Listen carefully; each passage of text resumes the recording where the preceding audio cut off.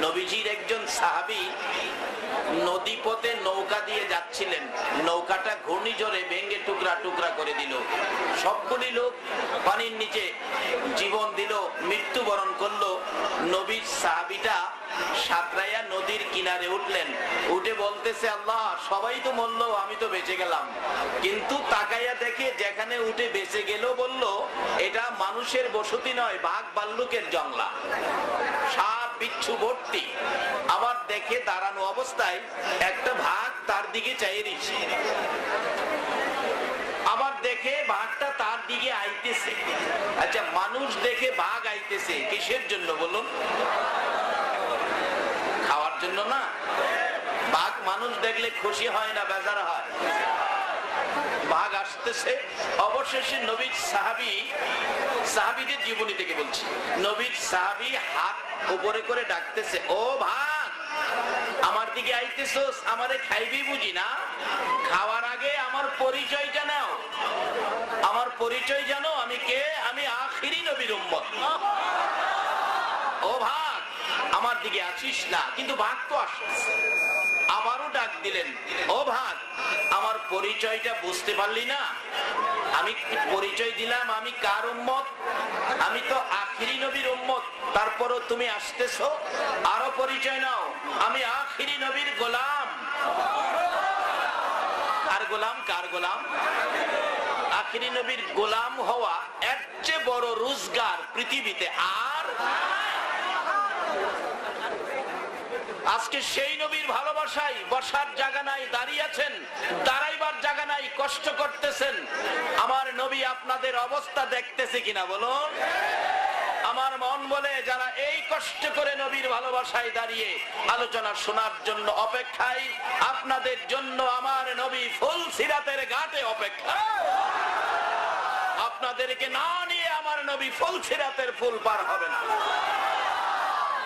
এবার নবীর গোলামীর পরিচয় দেন আপনারাও। ওই সাহাবী পরিচয় দিয়েছে, ভাগ আমি নবীর গোলাম, আমার গায়ে হাত দিস না, আমারে খাইস না। তারপরও ভাগ আসতেছে। ওই সাহাবী জীবনী লেখে, উনি ভাগটা কাছাকাছি আসলে বাঘের ভয়ে কাঁপতে কাঁপতে জমিনে বসে গেছে। ভাগ ডাকতেছে, প্রভু গো তোমার নবীর গোলাম ভয় পাইতেছে, আমারে জবান খুলে দাও না, নবীর গোলামের সাথে কথা বলি। বলুন, নবীর পক্ষে গেলে বাঘের জবান আমার আল্লাহ খুলে দেয় কিনা? হরিণের জবান, সাপের জবান, গুই সাপের জবান। এই নবীর পরশে গেলে মৃত ঘাস পর্যন্ত জীবিত হয়। আমার আল্লাহ কয়, যে নবীর ভালোবাসায় সবকিছু করলাম, সে নবীর ভালোবাসায় জবান চাইছস, বাঘ আমি তোর জবান খুলে দিলাম। বাঘ ডাকতেছে কাছে এসে, নবীজির গোলামের কোনো চিন্তা নাই, চলো নবীজির জান্নাতে মদিনাতে যায়, চলো নবীজির জান্নাতে মদিনা। ও নবীর গোলাম, তোমার কোনো ভয় নাই, চলো আমি তোমাকে মদিনার পথ দেখাইয়া দেই।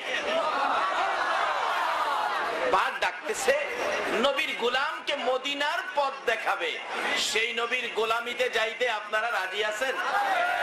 তাহলে পড়ুন না আমার সাথে, নবীজির গোলামের, নবীজির গোলামের কোনো চিন্তা নাই, চলো নবীজির জান্নাতে মদিনাতে যাই, চলো নবীজির জান্নাতে মদিনা। কে কে যাবে মদিনায়, মদিনাতে কাঁদে নবী উম্মতের মায়া, কে কে যাবে মদিনা, মদিনাতে কাঁদে নবী উম্মতের মায়া। দিন রজনী কাঁদেন যিনি, দিন রজনী কাঁদেন যিনি, শুয়ে রোয়া যায়, চলো নবীজির জান্নাতে মদিনাতে যাই,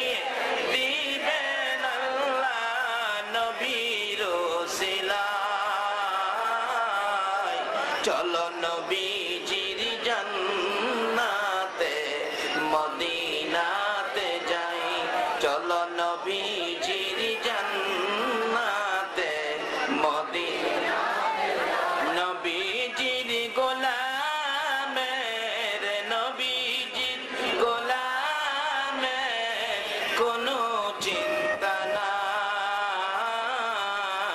চলো নবীজির জান্নাতে মদিনাতে যাই, চলো নবীজির জান্নাতে মদিনা। বাঘ ডাকতেছে, ও নবীর গোলাম, কোনো ভয় নাই তোমার, চলো আমি তোমাকে মদিনার পথ দেখাইয়া দেই। ভাগ এই বলে লেজ টুকুন বাড়িয়ে দিলেন। নবীর সাহাবী বাঘের লেজের মধ্যে ধরার পর বাঘ জংলার মাঝখান দিয়ে চলছে, মাঝখান দিয়ে চলছে। জংলাতে তো ভাগ একটাই না, আরো ভাগ আছে না। অন্য ভাগগুলো তো মানুষ দেখে লাফাইয়া লাফাইয়া আসতেছে তাকে খাওয়ার জন্য, এই ভাগটা তার বাসায় সাবধান করে দিতেছে, ও জংলার ভাগেরা, তোমরা কোন দিকে আসতেছো, জানো কাকে নিয়ে চলছি, পরিচয় নাও, ইনি আখিরি নবীর গোলাম, তোমরা আর চোখে তাকিয়ে বেয়াদবি করো না। সবাই ব্রেক। যেই ভাগ যেখানে আসছে, ভাল্লুক যেখানে আসছে, সাপ বিচ্ছু হিংস্র প্রাণী যারা যেখানে আসছে সেখানেই ব্রেক, রাস্তা ক্লিয়ার।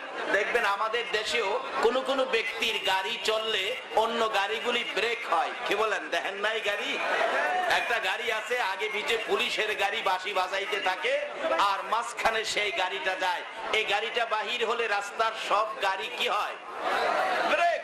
কারণ একজন মন্ত্রী মহোদয়ের গাড়ি আসতেছে, তোমরা সব থামো। এই নবীর এক একজন উম্মতের মর্যাদা এক একটা মন্ত্রীর চাইতে অনেক বেশি, শুধু মানুষের সামনে নয়, বাঘ ভাল্লুকের কাছে পর্যন্ত এই নবীর উম্মতের মর্যাদার প্রকাশ হয়েছে। জোরে বলুন সুবহানাল্লাহ। ওই নবীর সাহাবীটা বলেন ভাগগুলো আসতেছে ঠিক, কিন্তু এই ভাগের আওয়াজটা শুনেই ব্রেক হয়ে যায় আর সামনে বাড়ে না। আমি দেখলাম ভাগগুলো তাকিয়ে আছে, মাঝখান দিয়ে আমাকে নিয়ে চলছে, জংলা পার করে দিয়ে ওই ভাগ আমাকে বলতেছে, ও নবীর গোলাম, যাও এই পথ দিয়ে সোনার মদিনায় যাবি, কোথাও কোনো ভয় তোমার নাই। যেই নবীর উম্মত হইলে কোথাও কোনো ভয় থাকবে না। আমরা কি সেই নবীর উম্মত, সেই নবীর গোলাম হতে রাজি আছি? তাহলে বসুন, যারা কষ্ট করে দাঁড়িয়ে আছেন, দাঁড়াইবার জায়গা নাই, একটু ধৈর্যের সহিত বসুন।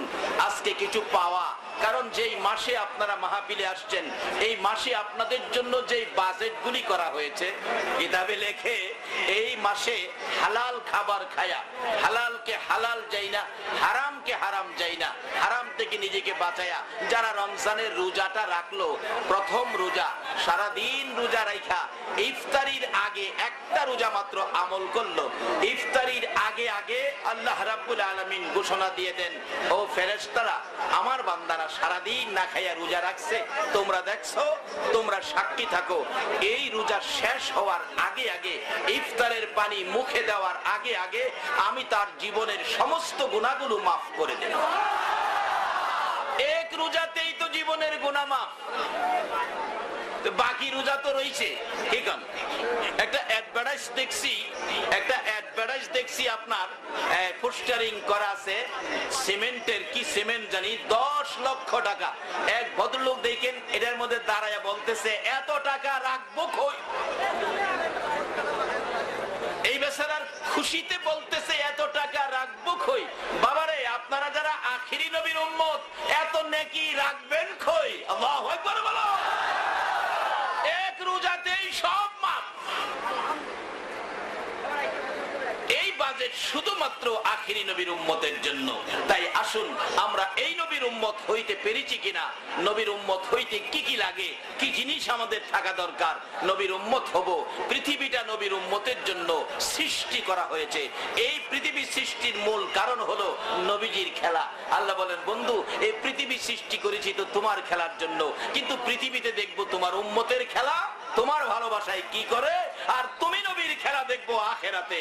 তোমার খেলা, তোমার উম্মতের খেলা দেখবো দুনিয়াতে, তুমি নবীর খেলা দেখবো আখেরাতে। যাচ্ছে। এই পৃথিবীতে এই নবীর উম্মতের চাইতে বড় খেলোয়াড় কেহ নাই। আমরা দুনিয়াতে খেলা দেখাবো আর নবী খেলা দেখাবে আখেরাতে। হাশরের ময়দানে আপনারা কোরআনের ভাষায় ওয়াজ শুনেছেন আলেম ওলামাদের মুখ থেকে, মিজান নামে একটা পাল্লা টানানো হবে হাশরের ময়দানে। কথাটা সত্য কিনা? আমি আপনাদের কাছে প্রশ্ন রাখতে চাই, মিজানের পাল্লা দিয়া আমাদের পাপ পণ্য ওজন দিয়া মাপতে হবে কেন? আল্লাহ কি আমাদের মাপের খবর জানে না? দুইজন ফেরেশতা আমাদের কাঁধে আছে কিনা? এই ফেরেশতারা পাপ পুণ্য লিখতেছে কিনা বলুন?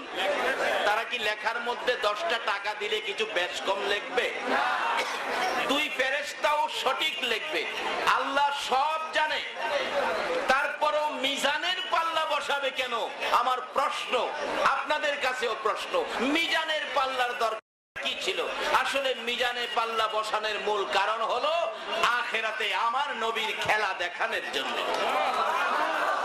মিজানের পাল্লায় মাপ দেওয়া হবে একজন আখিরি নবীর উম্মত, নেকির পাল্লা হালকা হবে, গুনার পাল্লা ভারী হয়ে যাবে। এবার আল্লাহ জিজ্ঞেস করবেন, ফেরেশতারা মাপের খবর কি?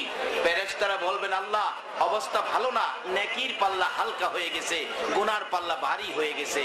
এমনি সময় কে জানি ডাক দিয়ে বলবেন, নবী গো, যার জন্য এত কষ্ট করেছেন, না খায়া দিনের দিন পার করে দিয়েছেন, ও নবী, যে উম্মতের ব্যথায় জীবনে কোনোদিন ভালো বিছানায় শুন নাই, পেট ভরে খান নাই, ভালো পোশাক গায়ে দেন নাই, সেই নবী তো আপনার উম্মতের খবর একটু নিয়ে দেখেন, আপনার উম্মত নেকির পাল্লা হালকা হয়ে গেছে। এখন তো জাহান্নামের ফেরেশতারা জাহান্নামে নিয়ে যাবে। আমার নবী চোখের পানি ছেড়ে ছেড়ে দৌড়াইয়া মিজানের পাল্লার কাছে, ফেরেশতারা দাঁড়াও, কি খবর, মাপের অবস্থা কি? আপনার উম্মতের নেকি তো কম, গুনাহ বেশি। রাসূল বলবেন, আবার আমার সামনে মাপ দাও। মাপ দিলে ঠিকই নেকির পাল্লা হালকা, গুনার পাল্লা ভারী। আমার নবী এই শাহাদাত আঙ্গুল মুবারক নেকির পাল্লায় লাগালে নেকির পাল্লা এত ভারী হবে নবীর আঙ্গুল মুবারকের বরকতে। সাত আসমান সাত জমিন যদি ওই ময়দানে থাকতো, নবীজির আঙ্গুল মুবারকের পাল্লার অপোজিটে সব দেওয়া হলে এই আঙ্গুল মুবারকের বরকতের পাল্লার সাথে ওজনে কুলাবে।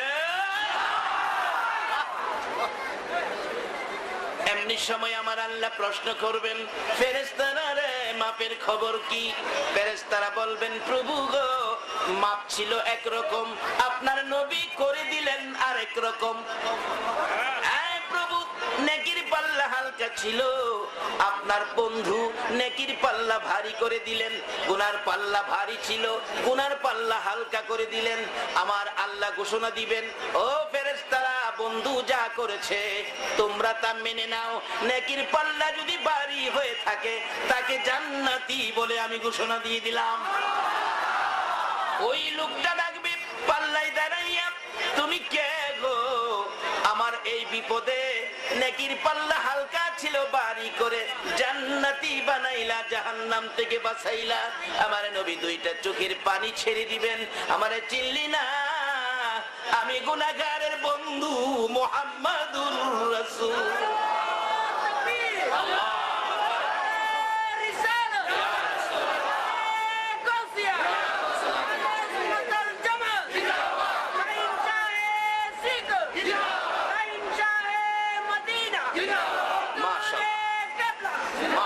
জিন্দাবাদ জিন্দাবাদ নবীর সেনা জিন্দাবাদ, বলুন জিন্দাবাদ জিন্দাবাদ নবীর সেনা জিন্দাবাদ। আমল করো নামাজে রোজা কায়েম করো সুন্নিয়াত, আমল করো নামাজে রোজা কায়েম করো সুন্নিয়াত। জিন্দাবাদ জিন্দাবাদ নবীর সেনা জিন্দাবাদ, জিন্দাবাদ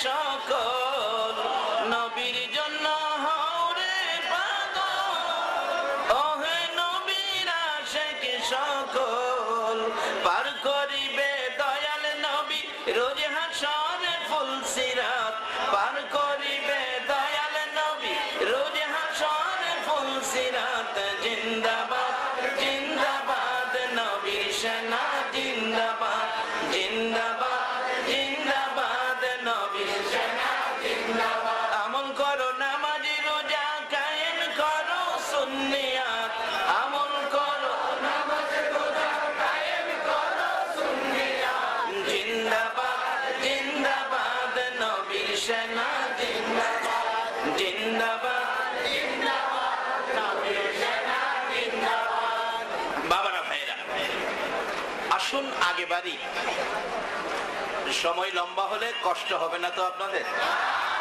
সেহরির আগে বিদায় হবে না কারণ সেহরি আমিও খাবো তবে আমরা তো শুধু কষ্ট বসার জায়গা নাই দাঁড়িয়ে রইলাম যারা এই নবীকে চিনছে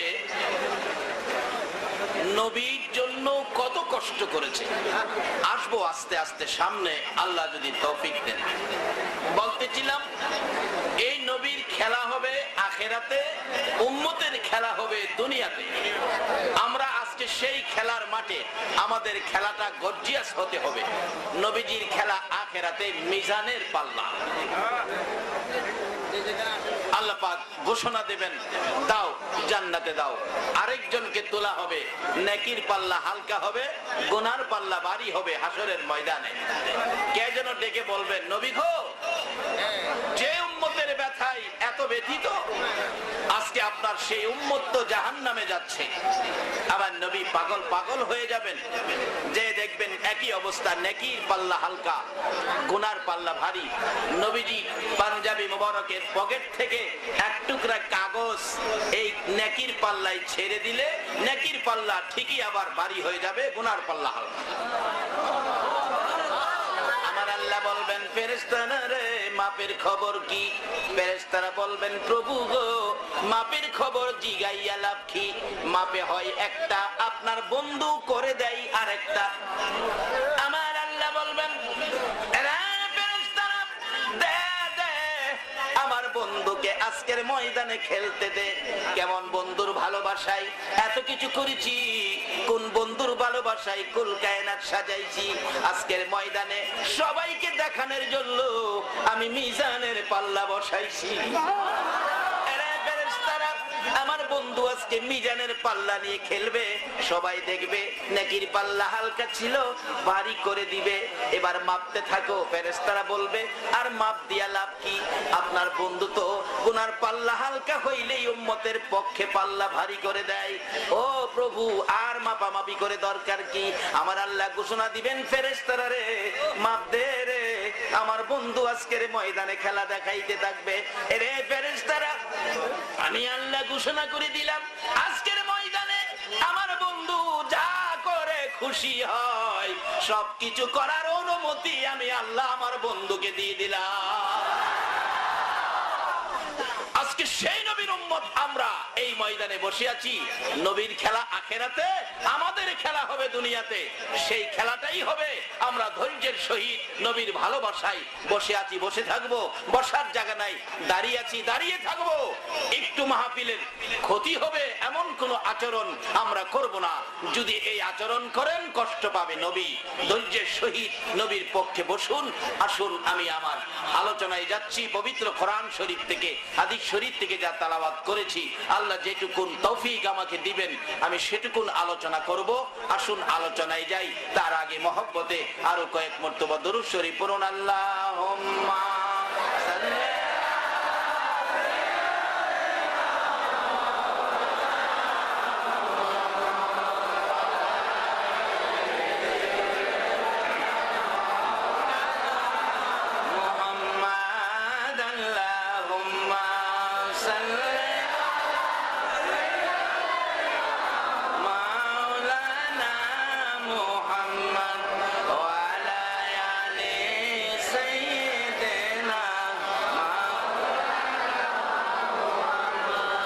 নবীর মায়া কাছের মানুষ কোথায় আছো বুঝি না, তোমার মায়ায় কান্দে নবী, তোমার মায়ায় কান্দে নবী, শুয়ে সোনার মদিনা।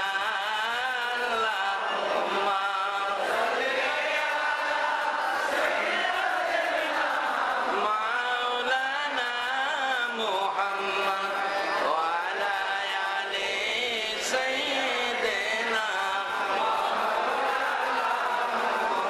বালাগাল উলা বিকামালি কাশাফাল দুজা হাসনাত জামিউ খিসাল। সবাই একবার বলুন মারহাবা। আজকে আমরা মাহে রমজান মাসে, বরকতময় মাসে, জান্নাতের দরজা খোলা, জাহান্নামের দরজা বন্ধ, শয়তানকে জিনজিল দিয়ে আবদ্ধ করে রাখছেন।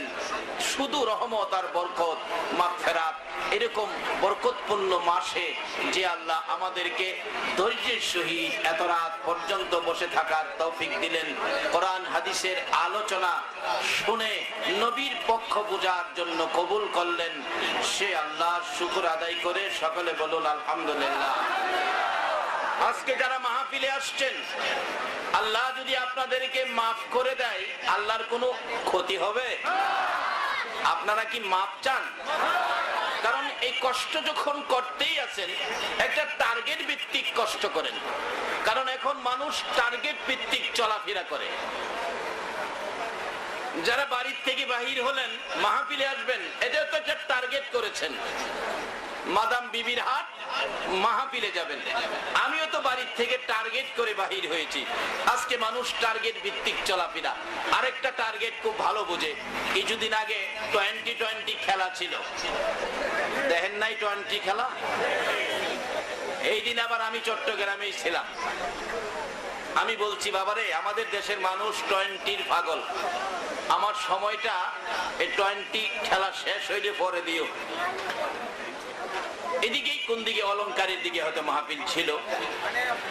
তারা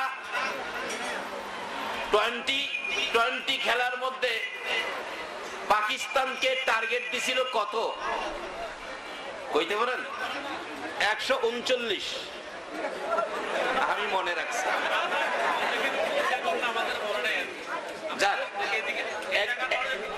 মাশাআল্লাহ মাশাআল্লাহ, ভালো মাশাআল্লাহ। হুজুর বলছে এলাকার মানুষ একটু কম দেখে, ভালো। কিন্তু 139 টার্গেট পাকিস্তান ব্যাটিং এ নামছে। টার্গেট কি ছিল? 139 ব্যাটিং এ নামছে। আপনারা যে আজকে মাঠে নামলেন, আপনাদের টার্গেট কি? প্রথম টার্গেটটা যদি এরকম হয়, আল্লাহ যেন আজকের মাহফিলের বিনিময় আমাদের জীবনের গুনাহগুলো মাফ করে দেয়। এই টার্গেটটা হলে কেমন হয়? কেমন হয়? এই টার্গেটে কি আপনারা সবাই একমত আছেন? আরেকটা টার্গেট আপনাদের সামনে রাখতে চাই। সেই টার্গেটটা হলো আজকের মাহফিলের কষ্টের বিনিময়। আসলে রমজান মাসে মাহফিল কষ্ট, এমনিই তো সারাদিন না খায়া রোজা, আবার তারাবি পড়তে হয়। কি কর? তারাবি চট্টগ্রাম পড়েনি? কত রাকাত পড়েন? এত কষ্ট, সারাদিন না খায়া রোজা, তারাবি একটু কম হইলে হইতো না? কিন্তু কত রাকাত দিলেন? 20 রাকাত। কেন ভাই এত লম্বা নামাজ দিলেন আমাদের জন্য? এমনি তো না খায়া রোজা কষ্ট, আবার 20 রাকাত তারাবি। এক বেচারা জীবনের প্রথম তারাবি নামাজে গেছে, রোজার প্রথম দিন, জীবনে কোনোদিন নামাজে যায় না। আমাদের এলাকায় রমজান আইলে খুব ইজ্জত দেয় লোকরা, নামাজ টামাজ একবারে কয়, মাঠে যাইয়া কানে ধরছে, জীবনে আর নামাজ আইতাম না। যাও নামাজ পড়ছিলাম না, আজকে আইছি এক ওয়াক্তেই 37 রাকাত। আচ্ছা, আসলে কি এক ওয়াক্তে নামাজ 37 রাকাত?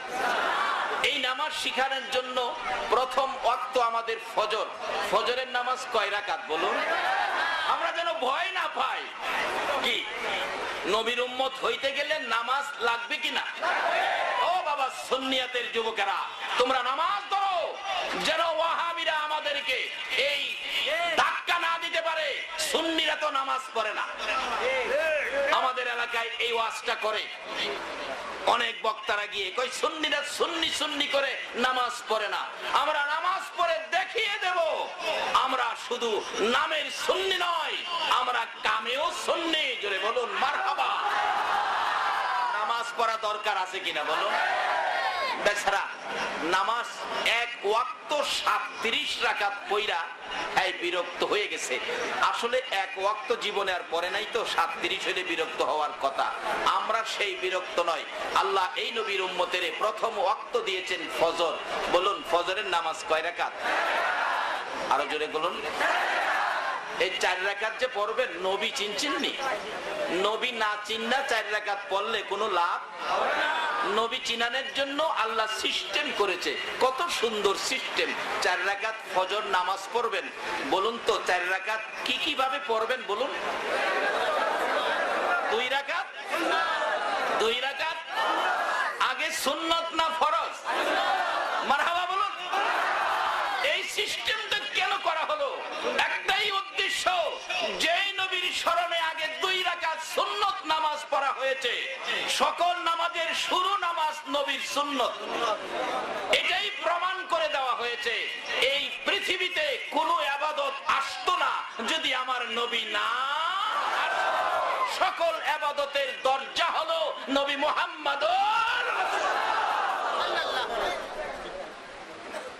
এই ইবাদত দিয়ে আল্লাহকে খুশি করতে গেলে দরজা হলো আমার নবী।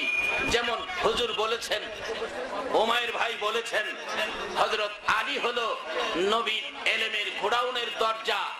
আর আল্লাহ বলেন আমার ইবাদতের গোডাউনের দরজা হলো নবী মুহাম্মদুর রাসূল। এখন আপনাদের কাছে আমার দ্বিতীয় দাবিটা ছিল, কষ্ট যখন করতেই আছেন, এই কষ্টের বিনিময় আর কিছু দেখ বা না দেখ, নবীজিরে যদি একদিন স্বপ্নে দেখায় দেয়, এই টার্গেটে কি আপনারা একমত আছেন? তাহলে আমরা এই 2 টার্গেটের উপর আমরা আগে বাড়বো। প্রথম টার্গেট কষ্টের বিনিময় জীবনের গুনাহগুলো মাপ চাই। দ্বিতীয় টার্গেট নবীজিরে স্বপ্ন দেখতে চাই। এই টার্গেট নিয়ে কিছু সময় আপনারা কি দিতে রাজি আছেন? আপনারা কে কে রাজি একটু হাত তুলে দেখাইতে হবে। মারহাবা, হাত নামান। হায় হায়, আল্লাহ তুমি কবুল করো, মদিনাওয়ালা কবুল করো সকলে। আল্লাহ পাক আমাদেরকে কবুল করেছেন বিধায় আমরা এই পর্যন্ত ধৈর্যের সহিত বসে আছি। আসুন আমার আলোচনার দিক শুরু হোক। আমি পবিত্র কোরআন শরীফ থেকে সর্বপ্রথম তালাওয়াত করেছি কুল ইয়া ইবাদিয়াল্লাযীনা আসরাফু আলা আনফুসিহিম লা তাকনাতু মির রাহমাতিল্লাহ। আমাদের উদ্দেশ্যে কোরআন শরীফে একটা ঘোষণা হয়েছে। সেই ঘোষণাটা কি? আপনারা যারা আখিরি নবীর উম্মত হবেন, আপনাদেরকে আগাম জামিন দিয়ে দিছে। জামিন। কোন ব্যক্তি আছে যারা বড় বড় রাজনীতিবিদ, সম্মানী ব্যক্তিত্ব, তাদের যদি কেস হয়, দেখবেন ব্যক্তিরা কোর্টে যাওয়ার আগেই কোর্ট তার জামিন বাড়ি পাঠায় দেয়। জামিন বাড়ি পাঠায় দেয় কেন? সে সম্মানী ব্যক্তি। আল্লাহর সৃষ্টি জগতে কোরআনের দৃষ্টিতে, কোরআনের ভাষায়, কোরআনের ঘোষণায় আল্লাহর সৃষ্টি জগতে আমরা হলাম সবচেয়ে সম্মানী যারা আমরা আখিরি নবীর উম্মত। কুনতুম খায়রা উম্মাতিন উখরিজাত লিন-নাস। আল্লাহু আকবার বলুন। আমাদের মর্যাদার ঘোষণা তো আল্লাহ নিজে কোরআন শরীফে দিয়েছেন। এর মধ্য থেকে যারা আবার নাইবে নবী, আলেম উলামা, তাদের মর্যাদার ঘোষণা রাসূল দিয়েছেন। উলামা ও উম্মতি কাআম্বিয়াই বনি ইসরাইল। রাসূল বলেন আমার উম্মতের মধ্যে যারা নাইবে নবী, তাদের মর্যাদা হবে বনি ইসরাইলের সম্মানী পয়গম্বরদের মতো। যেই একজন নাইবে নবী আলেম রাস্তা দিয়ে হাইটা গেলে, হাঁটার বরকতে আশেপাশে কবরস্থান থাকলে 40 দিনের জন্য কবরের আযাব বন্ধ করে দেওয়া হয়। এই নাইবে নবীর ইজ্জত আমাদের দেওয়া দরকার আছে কিনা বলুন? নবীজি আমাদেরকে এই শিক্ষা দিয়েছেন। এই ওয়াজ শুনেছেন মুসা আলাইহিস সালাম। মুসা আলাইহিস সালাম আমার নবী মেরাজের সফরে 6 নাম্বার আকাশে নবীর সাথে সাক্ষাতে প্রশ্ন করে বসলেন, ইয়া রাসূলুল্লাহ, আপনি নাকি ওয়াজ করেছেন আপনার উম্মতের উলামাগণের মর্যাদা বনি ইসরাইল বংশের পয়গম্বরদের মতো হবে। রাসূল বলেন, হ বলছি তো হুজুর, আপনার কথা সত্য, কিন্তু জিনিসটা বুঝে আসে না। বুঝার জন্য প্রশ্ন করতে পারে, বুঝে আসে না। বলো কি বুঝে আসে না? হুজুর, তারা হবে উম্মত আর আমরা হলাম নবী রাসূল, আমাদের মর্যাদা তাদের কিভাবে আমাদের সমান হবে, আমাদের মতো হবে, এটা কিভাবে বুঝে আসে না। রাসূল বলেন, তুমি কি বুঝতে চাও আমার উম্মতের সাথে কথা বলে? মুসা আলাইহিস সালাম বলেন, নবী গো, আমার টেনশনটা দূর হয়ে যাবে যদি এটা ক্লিয়ার করতে পারি। একটু বোঝার জন্য কি করতে পারেন? রাসূল বলেন, আমার উম্মতকে তোমার সামনে হাজির করে দেই, তুমি কথা বলো। ইয়া রাসূলুল্লাহ, 6 নাম্বার আকাশে উম্মত কোত্থেকে আনবেন? আমার নবী 6 নাম্বার আকাশ থেকে রূহের জগতে হাত বাড়ায়া ডাকতেছেন, ইয়া গাজালি, ইয়া গাজালি, ইয়া গাজালি। ইমাম গাজ্জালি সাহেব রূহের জগৎ থেকে নবীজির ডাকে এসে 6 নাম্বার আকাশে হাজির হয়ে গেছে। এই নবীর উম্মতের ক্ষমতা কে দিয়েছে বলুন? ইজ্জত সম্মান কে দিয়েছে? বিদায়ী তো আগাম জামিনের ব্যবস্থাও করেছে। এই নবীর উম্মত হইয়া যারা দুনিয়ায় আসে নাই, 500 বছর পরে আসবে, যদি নবীর উম্মতের খাতায় নাম লাগাইতে পারে সেও জামিন পাওয়া যাবে, আগাম জামিন। আসে নাই, আসবে, তারাও মাপ।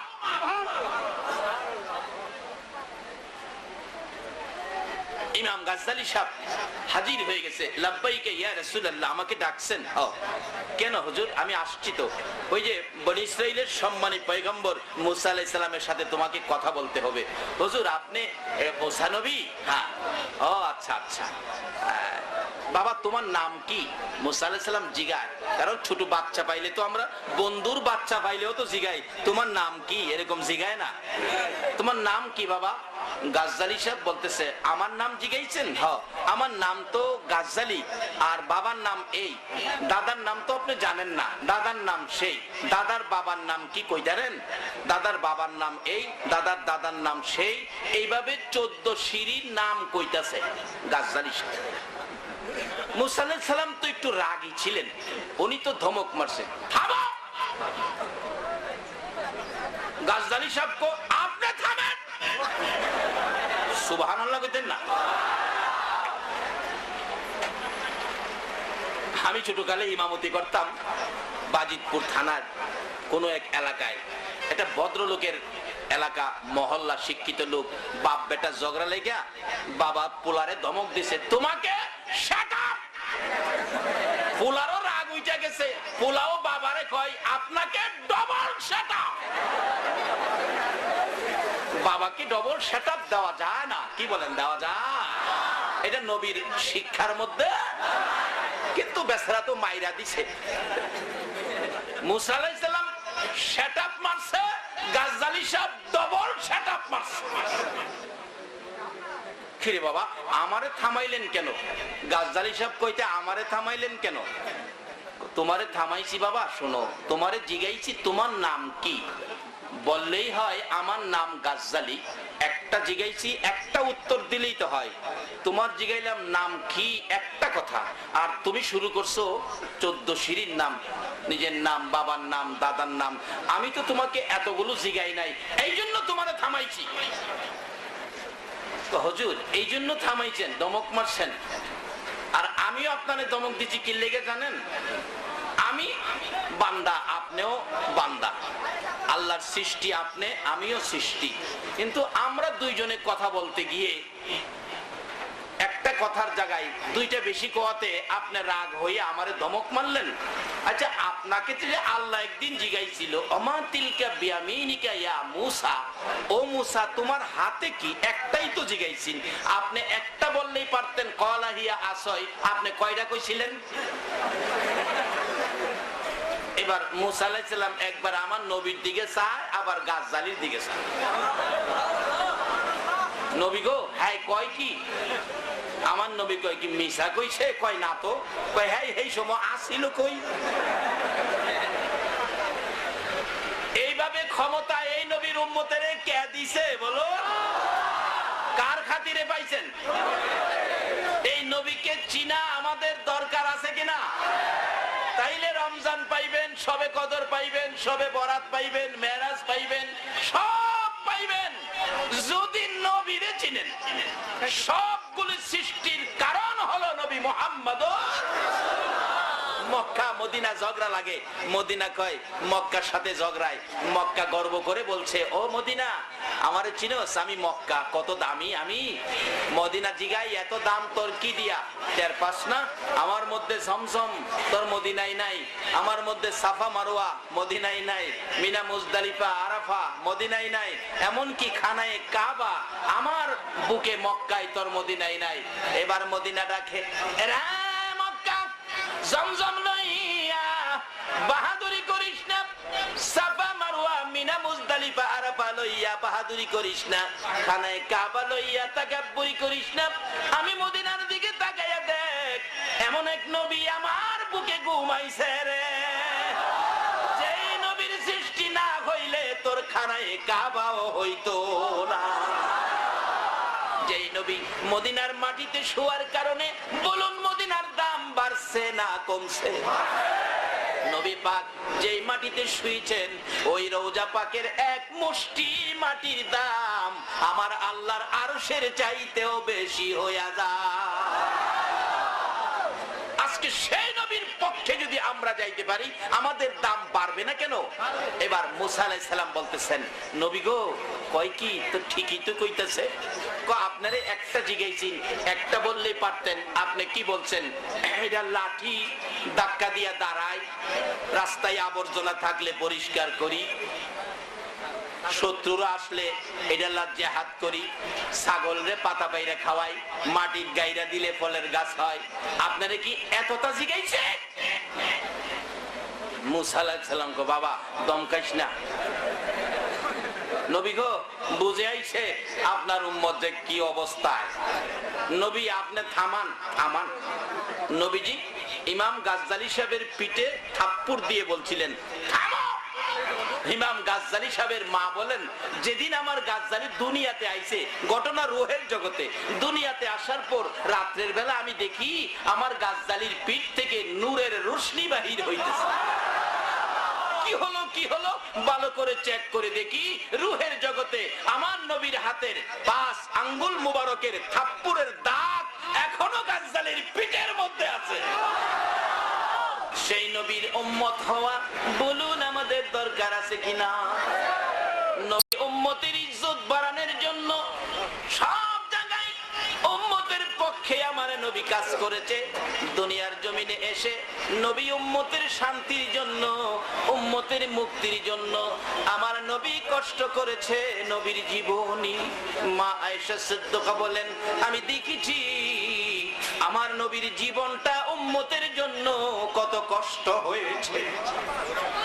মা আয়েশা বলেন, আমার নবী কোনদিন রাত্র ভরে ঘুমায় না, একটু সময় ঘুমাইয়া বাকি সময় উম্মতি উম্মতি বলে রাসূল কাঁদেন। গভীর রাত্রে কাঁদতেছে রাসূল। প্রশ্ন করেছিলাম, ইয়া রাসূলুল্লাহ এইভাবে কেন কাঁদতেছেন নবী গো? কি ব্যথা কি দুঃখ এত কান্না আপনার দেখা যায়? চোখের পানিতে জামা কাপড় ভিজে গেছে। হুজুর প্রশ্ন করব, বেয়াদবি হলে ক্ষমা করে দিয়েন।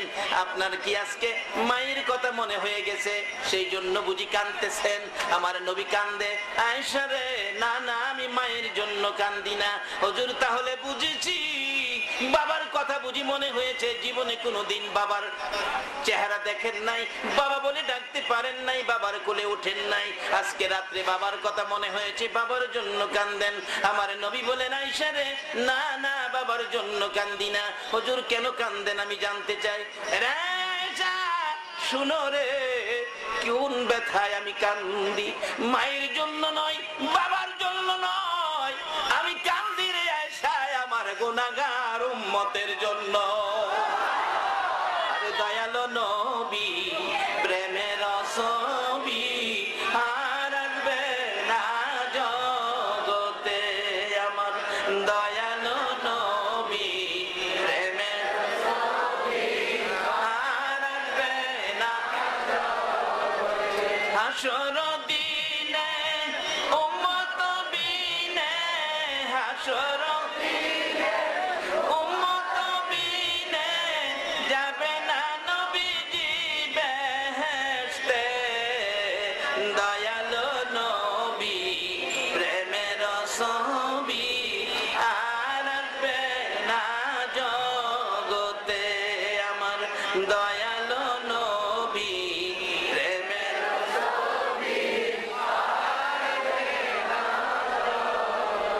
63 সাল জিন্দেগি কাছে বলে উম্মতি, 63 সাল জিন্দেগি কাছে বলে উম্মতি, এখনো কান্দে শুয়ে মদিনাতে নবী, এখনো কান্দে শুয়ে মদিনাতে দয়ালো নবী প্রেমের ছবি আর আসবে না জগতে, আমার দয়ালো নবী প্রেমের ছবি আর আসবে না।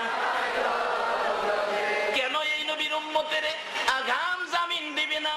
কেন এই নবীর উম্মতের একটু ইবাদতের বিনিময় মাপ দিবে না?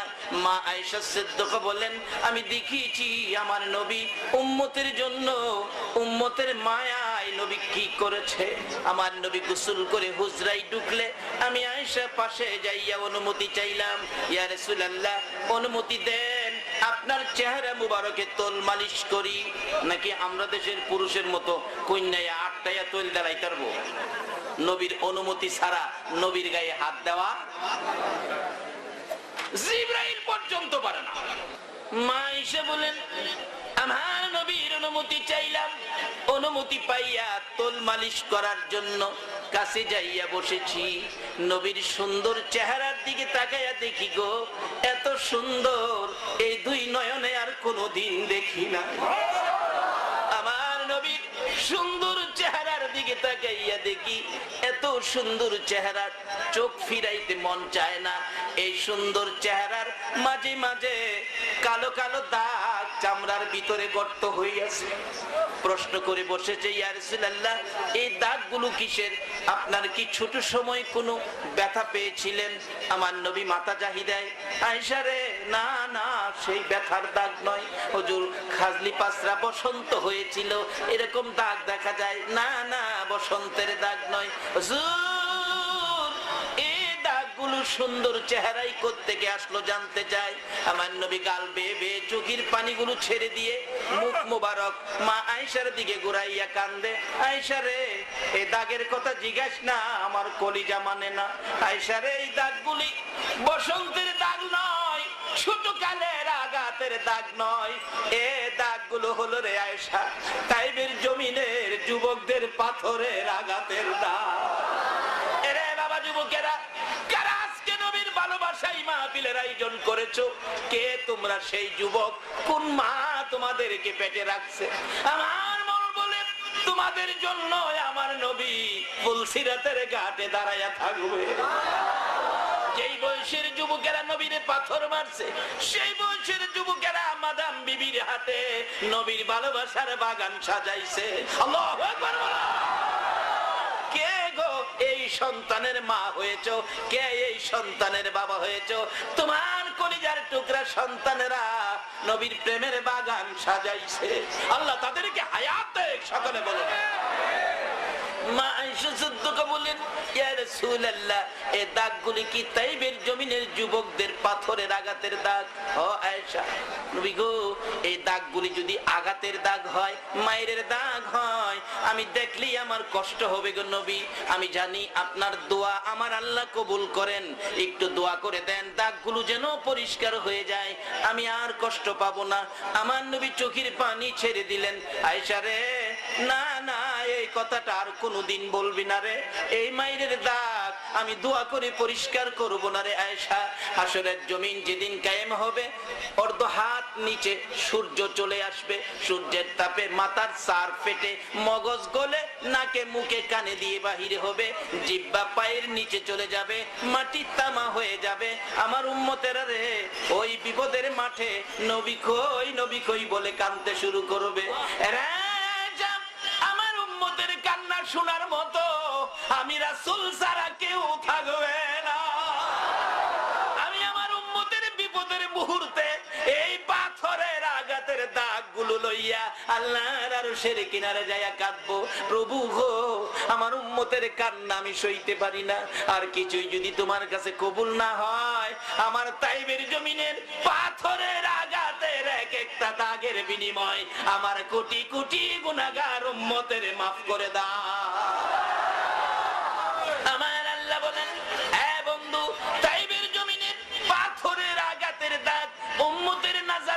জন্য রেখে দিলা। বন্ধু গো, আমি যে তোমাকে কত ভালোবাসি গো বন্ধু, তোমার ভালোবাসার প্রমাণ তুমি নিয়ে যাও।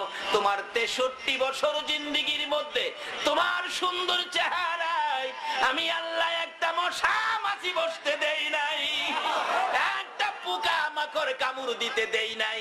ওই চেহারার পাথরের আঘাতের দাগ তুমি যখন উম্মতের জন্য রেখে দিলা গো বন্ধু, যাও আমি আল্লাহ কথা দিলাম তোমার উম্মত যারা হবে, তোমাকে যারা ভালোবাসবে, তোমার আদর্শে যারা চলবে গো বন্ধু, তাদেরকে আমি আল্লাহ সহজেই মাফ করে দিব। قل يا عبادي الذين اسرفوا على انفسهم لا تقنطوا من رحمة الله। আল্লাহ পাক নবীজিকে ডাইকা বলেন, নবী গো, আমার বান্দারা, অর্থাৎ আমাদের কথা বলতেছেন, আমার বান্দারা কি গুনাহ করছে, অপরাধ করছে, তারা কি আমারে ভয় পাইতেছে? ও নবী, আপনি জানাইয়া দেন, আমরা গুনাহ করলে আমরারে কয় না, নবীর কাছে কয়। আর অন্য নবী রাসূল পর্যন্ত একটু ভেশকম চললে আল্লাহ পাক ধমক মারতেন। মুসা আলাইহিস সালাম তুর পাহাড়ে গেছে কিতাব আনতে, জুতা পায়ে দিয়ে, খুশি তো কিতাব পাইবো, খুশিতে জুতা পায়ে দিয়ে ঢুকছে। আল্লাহ পাক ধমক মাইরা বলছে কোরআন শরীফ, ফাখলা নারায়ক। জাকারিয়া আলাইহিস সালামকে মারার জন্য লোকের আসতেছে, উনি দৌড়ায়া রওনা হলেন বাঁচার জন্য। দেখে চারদিকে মানুষ, কই যাবে? একটা গাছের কাছে গিয়ে বলছে, ও গাছ, আমারে চিনোস? আমি আল্লাহর নবী জাকারিয়া, মানুষ আমারে মারতে আইতেছে, আমার একটু আশ্রয় দে, তোর ভিতরে আমি লুকায়া থাকি, জীবনটা বাইচা যাইবো। গাছ কয়, হায় হায়, আপনি আল্লাহর নবী, আপনাকে তো বাঁচাইতেই হবে। গাছ মাঝখানে ফাইরা গেছে, জাকারিয়া আলাইহিস সালাম ভিতরে ঢুকছে বাঁচার জন্য। বলুন, বাঁচাইবার মালিক কে? আরো জোরে কোন। কিন্তু গাছ তো মাঝখানে ফারছে, জাকারিয়া আলাইহিস সালাম ভিতরে ঢুকছে। কোত্থেকে? মুরব্বি, মুরব্বি আছেন একজন, মুরব্বি ইবলিস, মুরব্বি আয়েশা পিছনে দা পাগড়ির মাথায় ধরে রাখছে, ভিতরে ঢুকছে একটুখানি রুমাল, মতান্তরে পাগড়ির কোনা বাহিরে। লোকের আইছে, গাছের কাছে আইলো, জাকারিয়া গেল কই, গেল কই? মুরব্বি আয়া কয়, আমি মুরব্বির কথা তোমরা মানো? মুরব্বির কথা এক কিসিমের ভাইয়েরা আছে না, খালি মুরব্বির দোহাই দেয়। মুরব্বিরা বলছে, মুরব্বিরা বলছে, মুরব্বির কথা মানো? কহ জাকারিয়া এইটার ভিতরে, এই যে দেহ প্রমাণ। লোকেরা কয়, ঠিকই তো, ঠিকই তো, এইটাই তো মাথায় ছিল, এখন কি করতে হবে? গাছের ভিতরে তাকে তো আমার আঘাত করে মারতে হবে। তোমরা একটা কাজ করো, তারে মারার ফাইসালা আমি করতেছি। এই কিন্তু করাত বাইরিল, আগে গেলাম দেশে করাত আছেন না, এই করাত বাইরিছে, গাছ কাটার করাত। ইবলিস আইনা করাত দিল, তোমরা আমার সাথে আসো, তোমরা করাত দিব গাছ কাটার জন্য। কইতে আমরা কিছু লোক এখানে থাকি, যদি ফাঁকে দিয়ে আবার বাইরে যা। ঠিক আছে, তোমরা কিছু লোক থাকো, কিছু লোক আমার সাথে আছো, মুরব্বি কইতাছে। তখন আবার কইতে আমরা খালি খালি বয়ে থাকবো, আমরা কি ভাল লাগবো? ইবলিস কই, তোমরা খালি খালি না, তোমরা একটা কাজ করো, আমি একটা প্যাকেট দিয়ে যাই, তোমরা খেলো। এই খেলাটা হলো ঠাস খেলা। ঠাস খেলা আছে না, 19, 20, একটা কয় 80, আর একটা কয় ভাস, এরকম কয় না? আবার একটা থুইয়াও কয় নাই। এই ঠাসের প্যাকেটটা কিন্তু ইবলিস দিয়া গেছে, তোরা খেল। ইবলিস দিছে ঠাস, নবী দিয়া গেছে কোরআন। আপনারা কি কোরআন হাতে নিয়ে বসবেন নাকি ঠাস হাতে নিয়ে বসবেন? তাই একটা নাক কইতাম, গজল কইতাম, মন চাইতেছে কমন। উম্মতের কান্ডার নবী রহমতের ভান্ডার, বলুন উম্মতের কান্ডার নবী, নবী বিনে রোজ হাসরে কে করিবে পার, নবী বিনে পার, উম্মতের কান্ডার নবী ভান্ডার, উম্মতের কান্ডার নবী, মোদের নবী দয়ার সাগর, গুনাহগার উম্মতের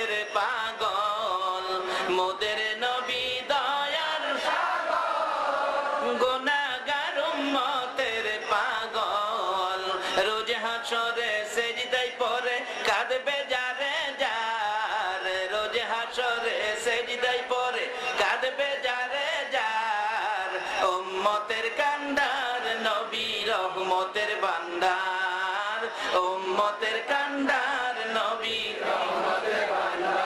যাইয়া দেখো মদিনাতে কান্দে নবী রওজা পাকে যাইয়া দেখো মদিনাতে কান্দে নবী রওজা পাকে মাফ করিয়ে দাও গো খোদা উম্মত গুনাহগার মাফ করিয়ে দাও গো খোদা উম্মত গুনাহগার উম্মতের কান্ডার নবী রহমতের বান্দার উম্মতের কান্ডার নবী রহমতের বান্দার বাবারা এই দরুদি নবীর পক্ষে থাকতে আপনারা রাজি আছেন তো তাই বলতেছিলাম আমরা অপরাধ করলে আমরারে ধমক দেয় না নবীরে কয় নবী গো আমার বান্দারা গুনাহ করছে ভুল করছে অন্যায় করছে তারা কি আমারে ভয় পাইতেছে আপনি নবী বলে দেন গুনাহ করলে করছে তারা যেন আমার রহমত থেকে দূরে সরে না যায় আর অন্যরা সুতা পরিমাণ বেশকম করলে ধমক মাইরা কাঁপায়ালা জাকারিয়া আলাইহিস সালাম গাছের ভিতরে শয়তান করাতের ব্যবস্থা করে দিছে প্রথম করাত দিয়া উপরে কাটছে পরে মাঝখানে লাগাইছে করাত কাটতে কাটতে করাতের দাঁত এসে জাকারিয়া আলাইহিস সালামের মাথার মধ্যে লাগছে জাকারিয়া গাছের ভিতর থেকে করাতের দাঁত লাগছে তো কষ্ট ব্যথা দুঃখ উহ করে চিৎকার মারছে আল্লাহ কয় এই জাকারিয়া উহ করলে যে আল্লাহ আমার মাথায় করাত লাগাইছে আমারে ভাইরা লইব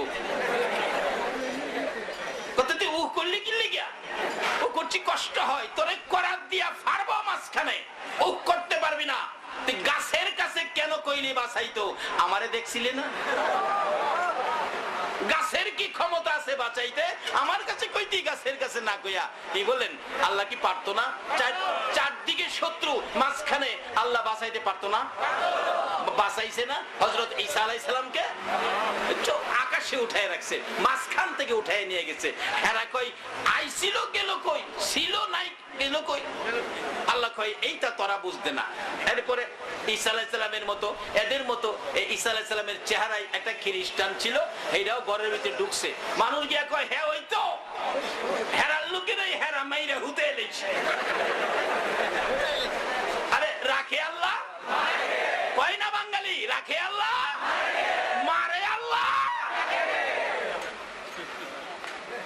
আমার আল্লাহ কই জাকারিয়া রে করাত দিয়ে তোরে মাঝখান দিয়ে দুই টুকরা করে ফেলবে ও করেছো একবার আবার যেন ও শব্দ আমি শুনতে না পাই আবার যদি উহ করো আমি আল্লাহ ঘোষণা দিলাম রে জাকারিয়া নবীর খাতা থেকে তোর নাম আমি কাইটা ফেলবো উহ করতে পারবে না ধমক মারছে আমার আল্লাহ কিন্তু কেমন নবীর উম্মত আমরা কি আমাদের ভাগ্য কি আমাদের নসিব আল্লাহু আকবার বলো কি আমাদের কপাল কি আমাদের বাজেট আখিরি নবীর উম্মতেরা কপাল ভালো গো নসিব ভালো গো যেই নবীর উম্মত হওয়ার জন্য নবী রাসূলগণ দরখাস্ত করে কাঁদতেন আমার নবী মেরাজের সফরে যায় চতুর্থ আকাশে হযরত ইদ্রিস আলাইহিস সালাতু সালামের সাথে সাক্ষাৎ অনেক নবী রাসূল প্রত্যেক আকাশের মধ্যে পেয়েছেন কথাবার্তা হয়েছেন আমার নবী ইদ্রিস নবীকে পেয়ে আমার নবী প্রশ্ন করে বসলেন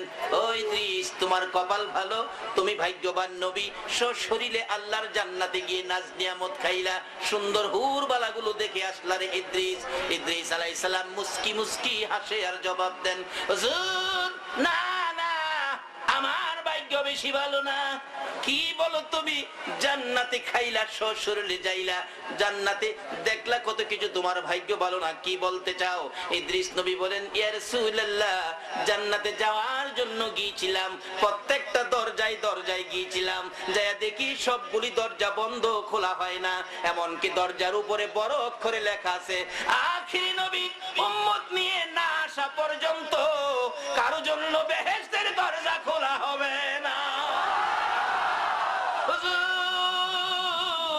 আমার ভাগ্য ভালো হইতো আমি যদি ইদ্রিস নবী না হইয়া যদি আখিরি নবীর উম্মত হইয়া যাইতাম আল্লাহুম্মা আমিন রব্বানা যালামনা আনফুসানা ওয়া ইল্লাম তাগফির লানা ওয়া তারহামনা লানাকুনান্না মিনাল খাসিরিন রব্বিরহামহুমা কামা রাব্বায়ানি সগীরা।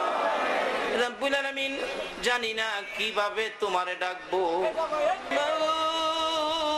মাবুদ রে, হে নবীর উম্মতের হাত দেখে তোমার মায়া লাগেনি গো আল্লাহ।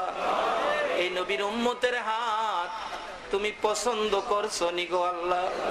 যেই নবী উম্মতের মায়ায় আরশে গেল না, সিদরাতুল মুনতাহায় গেল না, জান্নাতুল ফিরদাউসে গেল না, সোনার মদিনার মাটিতে শুয়ে 24 ঘন্টা উম্মতি উম্মতি বলে কান্দে রে আল্লাহ।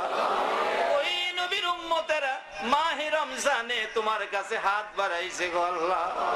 আমাদের হাত দেখে তোমার মায়া লাগেনি, তোমার দয়া লাগেনি আল্লাহ গো। এই রমজান মাসে রোজাদার লইয়া হাত বাড়াইলাম।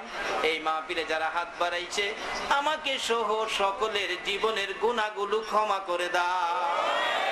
মাওত জানি দুনিয়ায় থাকবো না, তারপরে ও শয়তানের দুকাই পড়ে দুনিয়ার মায়াই পড়ে কত গুনাহ করে ফেলেছি।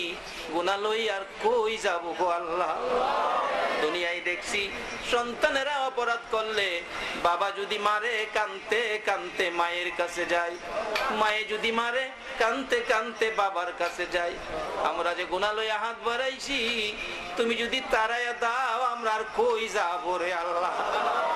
যার কাছে যাইতাম গো ইনি তো সোনার মদিনা। মাউত ফিরাইও না ঘুরাইও না, যার ভালোবাসায় কুল কায়নাত বানাইছো এই নবীর উম্মত বলে আমাদের তামাম জিন্দেগীর গুনাহগুলো ক্ষমা করে দাও আল্লাহ গো। জীবনের গুনাহ ক্ষমার আসার দরখাস্তের পর আরেকটা দরখাস্ত করি, তুমি কিন্তু রাগ হইও না। আমি জানি না হাজার হাজার মানুষের মধ্যে কার মনে জানি কি দুঃখ কি ব্যথা, জানি কার মনে রে আল্লাহ, কার মনে জানি ব্যথা। হুজুর আমার মা নাই গো, মা নাই। কার মনে জানি ব্যথা হুজুর আমার বাবা নাই, বাবা নাই। কে জানি এবার রোজারিদের মার্কেটিং করতে যাইয়া কাপড়ের দোকানের সামনে মা মা কইয়া কাঁদবে, কে জানি বাবা বাবা কইয়া কাঁদবে। জিজ্ঞেস করলে জবাব দিবে হুজুর গত রমজানের ঈদে কাপড় কিনতে এসে আগে মার কাপড় কিনেছিলাম, আজকে কাপড়ের দোকানের সামনে কান্দি আমার মা নাই, আমি কার কাপড় আগে কিনবো গো। আমার বাবা নাই, আমি কার কাপড় আগে কিনবো। এই মায়ের অভাবী বাবার অভাবী যারা হাত বাড়াইছে আল্লাহ, এই হাতগুলি দেখলে তোমার মায়া লাগেনি, তোমার দয়া লাগেনি। এই মুহূর্তে ওই সকল মা বাবার কবরগুলো জান্নাতের বাগান বানাইয়া দাও আল্লাহ গো। মায়ের অভাবীরা কি করে গো নিজে দেখেছি। বাস স্ট্যান্ডের খতিব হিসাবে ঈদের ছুটিতে কত লোক বাড়িতে আসে, বাসের থেকে নাইমা রিক্সায় উঠে চোখের পানি জর্জর করে ছেড়ে দেয়। জিজ্ঞেস করি ভাইয়েরা কেন এইভাবে কান্দো, ঘটনা কি, ব্যাপার কি? হুজুর 50 টাকা ভাড়ার মধ্যে 150 টাকা ভাড়া দিয়ে বাড়িতে আসছি ঈদ করার জন্য। হুজুর কান্দি কারে লইয়া ঈদ করবো গো, আমার মা নাই গো, বাবা নাই। ঈদের জামাত পরাইতে রওনা হয়েছি, একটা ছেলে পায়জামা পাঞ্জাবি পরে কান্দে। জিজ্ঞেস করলাম কেন কান্দো? ছেলেটা দেখাইয়া দেখাইয়া বলতেছে হুজুর ঈদ করার জন্য বাড়িতে আসছি, গোসল করে পায়জামা পাঞ্জাবি পরেছি। এই যে দেখেন আমার পাশের আমার বন্ধুরা পায়জামা পাঞ্জাবি পরে মার পায়ে সালাম করতেছে, বাবার পায়ে সালাম করতেছে, মা বাবা মাথায় হাত বুলাইয়া দোয়া করতেছে গো হুজুর। হুজুর আমি কান্দি, পায়জামা পাঞ্জাবি পরেছি, আমি কার পায়ে সালাম করব গো? আমার মা নাই গো, আমার বাবা নাই। মায়ের অভাবী বাবার অভাবী যারা হাত বাড়াইছে রে আল্লাহ, মাবুদ মার কথা কেমনে বলবো গো আল্লাহ। মাদ্রাসায় যখন পড়ি ছোটকালে, বাড়িতে যখন আসতাম বাড়ির থেকে আবার রওনা হয়ে যাইতাম, যত দূর পর্যন্ত আমারে দেখা গেছে রে, পিছনে চাইয়া দেখছি আমার মা বাড়ির পাশে দাঁড়াইয়া থাকতো, এই মা হারা কে জানি হাত বাড়াইছে। বাবা সন্তান কোথাও গেলে একটু রাত্র হলে বাবা হারিকেনটা লইয়া রাস্তায় দাঁড়াইয়া থাকতো। এই হারিকেনটা কার জানি চিরতরে নিভা গেছে রে। মা বাবার অভাবীরা কান্দো না, চোখের পানি কার জন্য রাখছে? তোমার একটু অসুখ বিসুখ হইলে মা বাবা দি রাত্রে আল্লাহর কাছে হাত বাড়াইয়া ডাকতো, আল্লাহ গো আমার সন্তানের জীবন ভিক্ষা দাও গো, জীবন ভিক্ষা দাও। যে মা বাবা সন্তানের জন্য জীবন ভিক্ষা চাইতো, এই মা বাবা যার কবরে গো তোমার জান্নাত ভিক্ষা চাই গো আল্লাহ, তোমার জান্নাত ভিক্ষা চাই গো আল্লাহ। ওই সকল মা বাবার কবর জান্নাতের বাগান বানাইয়া দাও। দাদা দাদি নানা নানি শ্বশুর শাশুড়ি আলী আওলাদ বংশধর মই মুরব্বী পাড়া প্রতিবেশী খানদানবাসী মহব্বতী কাজ করে এলাকার জমিনের নিচে, চট্টগ্রামের জমিনের নিচে, সারা বাংলার জমিনের নিচে যত মোমেন মোমেনাত ঘুমিয়ে আছে সকলের কবর জান্নাতের বাগান বানাইয়া দাও। আল্লাহ গো মাহফিলের আয়োজন যারা করেছে গো আল্লাহ, এই সোনার ছেলেদেরকে তুমি কবুল করছো নি।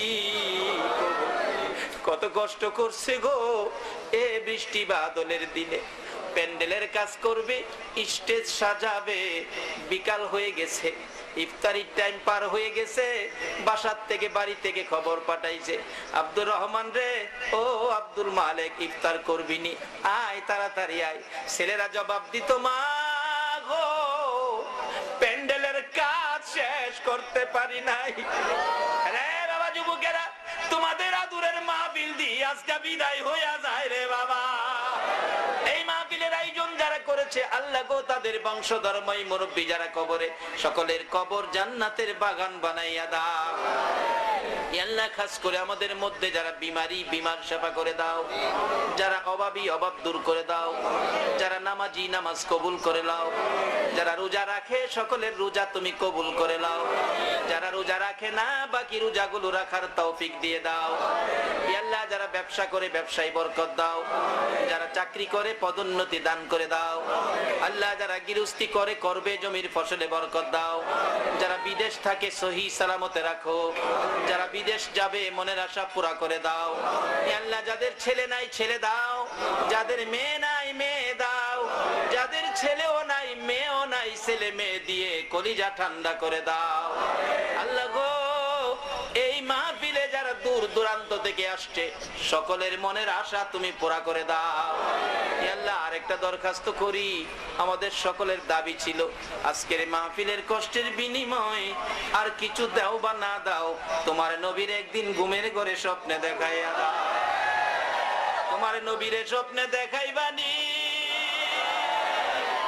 তোমার নবীরে স্বপ্নে দেখাইবানি, তোমার নবীকে একদিন ঘুমের ঘরে স্বপ্নে দেখাইয়া এই মাহফিলের সকলের কলিজা ঠান্ডা করে দাও। আল্লাহ চট্টগ্রামের জমিনের নিচে যত ওলি আল্লাহগণ ঘুমিয়ে আছে সকল ওলি আল্লাহগণের রুহানি ফয়েজ আমাদেরকে নসিব করে দাও। আল্লাহ গো রাসূলের পক্ষে ওলিগণের পক্ষে আমাদেরকে কবুল আর মঞ্জুর করে নাও। আল্লাহ এই পর্যন্ত যা আলোচনা হয়েছে আমাকে সহ সকলকে আমল করার তৌফিক দিয়ে দাও। মাহফিল শেষে যারা যেখানে যাবে সহি সালামতে পৌঁছাইয়া দাও। যতগুলো দরখাস্ত করলাম আল্লাহ খাস করে আরেকটা দরখাস্ত, এক ভাই কিছুক্ষণ আগে ইন্তেকাল করেছে, মোহাম্মদ কামাল উদ্দিন, আজ থেকে হবে মরহুম কামাল উদ্দিন। আল্লাহ নামের আগে মরহুম, আল্লাহ গো মরহুম কামাল উদ্দিনকে মাহফিলের উসিলায় রমজান মাসের বরকতে মাফ করে দাও। আল্লাহ তার কবরকে জান্নাতের বাগান বানিয়ে দাও। মুলকিন নকিরের সওয়ালের জবাব আসান করে দিও। আল্লাহ তার কবরখানি নবীর রওজার সাথে যোগ করে দিও। আল্লাহ আমাদের সকলকে নেক হায়াত বাড়িয়ে দাও, সকল প্রকার বিপদ আপদ থেকে হেফাজতে রাখো। সাল্লাল্লাহু তাআলা আলা খায়রি খালকিহি মুহাম্মাদিন ওয়া আলা আলিহি ওয়া আসহাবিহি আজমাইন বিহাক্কি লা ইলাহা